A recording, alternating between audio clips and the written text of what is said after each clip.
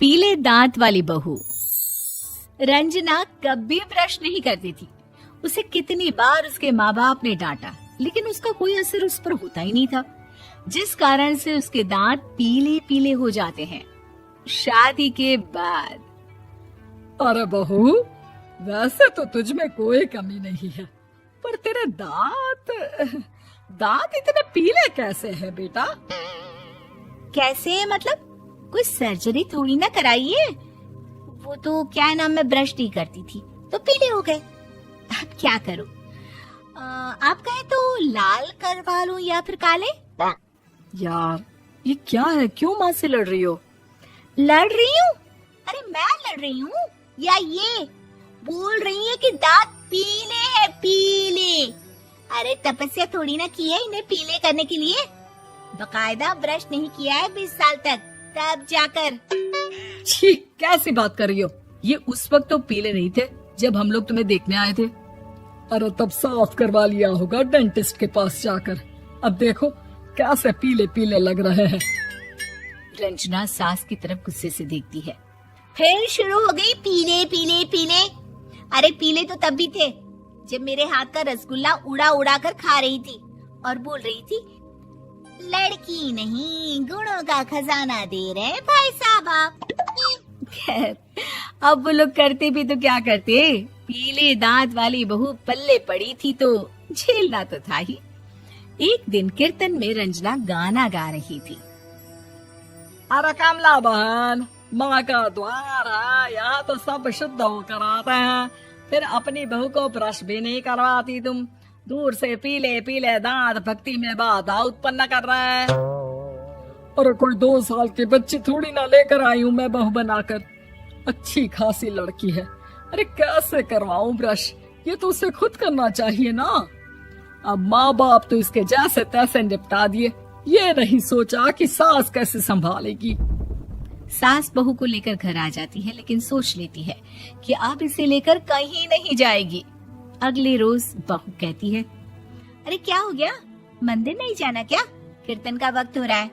मेरी मधुर वाणी से कान्हा जी जागते हैं और सोते हैं। आप तो जानती है ना उनकी भक्ति में कितना मन लगता है मेरा। वो क्या है ना, तबीयत ठीक नहीं लग रही है मेरी, आराम करूंगी मैं। तबीयत ठीक नहीं लग रही? अभी तो मिथुन के गाने पर नाच रही थी आप, और अब बोल रही है कि तबीयत ठीक नहीं लग रही।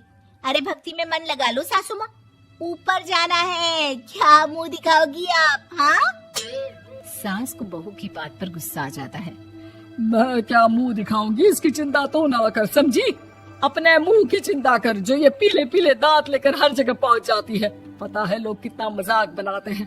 ना जी ना, मैं नहीं जाना कहीं तेरे साथ। तो ये बात है। कोई ना, मत जाओ, मैं अपने कमरे में ही बैठकर भक्ति कर लूंगी। ऊपर वाला दांत थोड़ी ना देखता है, मन देखता है, भावना देखता है। और अरे बस बस, तू सब कुछ दिखा, बस ये सफेद चमकदार दांत ना दिखाना किसी को, है? जा यहाँ से। बहू को सास की बात का कोई फर्क नहीं पड़ता, वो तो जैसी थी वैसी ही रह जाती है। सुबह नहाकर किचन में खाना बनाना, फिर खाना खाना, कीर्तन भजन करना और सो जाना। एक दिन, माँ जी मैं सहेली के घर जा रही हूँ, शाम को लेट आऊंगी। हाँ हाँ तो जाना, मैंने कौन सा तेरी आरती करनी है घर पर बैठकर। रंजना सहेली के घर जाती है, जहाँ वो पार्टी में जाने की तैयारी कर रही होती है। अरे शिखा, कहाँ जाने की तैयारी कर रही है? मैं गलत वक्त पर आ गई क्या? अरे नहीं यार, उल्टा सही वक्त पर आई है। मैंने ये साड़ी और ज्वेलरी निकाली है यार, शाम को इनके ऑफिस की एक पार्टी में जाना है। बताना कैसा लग रहा है ये सब? नहीं यार, इस ड्रेस के साथ तो वो वाली ज्वेलरी अच्छी लगेगी। हाँ हाँ सही बोल रही है, मैंने ध्यान ही नहीं दिया। वैसे तो हमेशा से मस्त फैशन सेंस रखती है। तो बड़ा जाती होगी ना पति के साथ पार्टी में। रंजना कुछ नहीं बोलती, बस सोचती है कि यार काश ये बात सही हो जाती। पर मैं क्यों नहीं जाती पार्टी में? क्या इन लोगों की कोई पार्टी होती नहीं होगी? रंजना घर आती है और रात में पति से सवाल करती है, एक बात बताइए, आप मुझे किसी पार्टी में क्यों नहीं ले जाते? क्या आपकी यहाँ ऑफिस में पार्टी नहीं होती? पति बेचारा क्या कहता कि दांत पीले हैं तुम्हारे इसलिए। अरे कोई पार्टी होती नहीं हम लोगों के ऑफिस में, तो कहाँ से लेकर जाऊं? और मार्केट, मॉल, कहीं वीकेंड घूमना, कहीं तो। अरे यार सारे हफ्ते में एक छुट्टी मिलती है, तो सोचता हूँ कि आराम ही कर लूं। क्यों? रंजना मन मार के रह जाती है। पहले कभी सास के साथ मंदिर जाया करती थी, लेकिन वो भी सास ने ले जाना बंद कर दिया। घर बैठी बैठी रंजना बोर हो जाती है।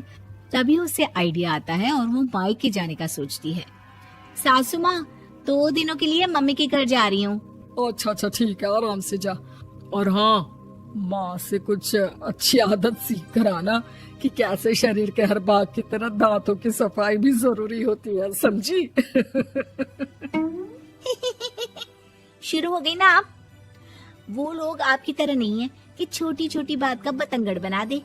उन लोगों के लिए मैं मायने रखती हूँ, ना कि मेरे पीले पीले दांत। रंजना माँ को बिना बताए उन लोगों को सरप्राइज देती है, लेकिन जैसे ही वो दरवाजे पर पहुंचती है, अंदर देखती है कि घर वाले कहीं जा रहे होते हैं। अब माँ, काश रंजना दीदी के दांतों वाली प्रॉब्लम नहीं होती, तो वो भी हम लोगों के साथ चलती ना बुआ जी की बेटी की शादी में। हाँ बेटा, लेकिन अब उसे कौन समझाए कि उसको उसके पीले दांत नहीं दिखते, लेकिन उसके आसपास के लोगों को कितना एम्बैरेसिंग फील कराते हैं। मुझे तो कितनी बार उसके स्कूल की टीचर ने शिकायत की कि उसके साथ कोई लड़की बैठना भी नहीं चाहती, और ना ही कॉलेज में कोई उससे बात करना चाहता था। लेकिन पता नहीं क्यों उसे ये बात समझ में ही नहीं आती। कोई कमी नहीं है उस लड़की में, बस यही कि दांत पीले हैं। वो तो भला हो जीजा जी और उनकी माँ का, जो दीदी को जैसी है वैसे ही रखा हुआ है। रंजना को अपने घर वालों की बात सुनकर बहुत दुख होता है। वो सोचती है कि वो क्या करे, लेकिन फिर वो सीधा डेंटिस्ट के पास जाती है, अपने दांत चमकाती है और कसम खाती है कि वो रोज ब्रश करेगी। अरे क्या हो गया? तुम तो 2 दिनों के लिए गई थी ना। पर कोई ना, अच्छा है, चलो आ गई तो। रंजना सास के सामने आकर खड़ी हो जाती है और पूरी स्माइल करती है, उसके चमकदार दांतों को दिखाती हुई। हैं? चले मंदिर? माँ, मुझे माफ कर दीजिए, मैंने आप लोगों को बहुत एम्बैरेसिंग फील करवाया। मैं आज से रोज ब्रश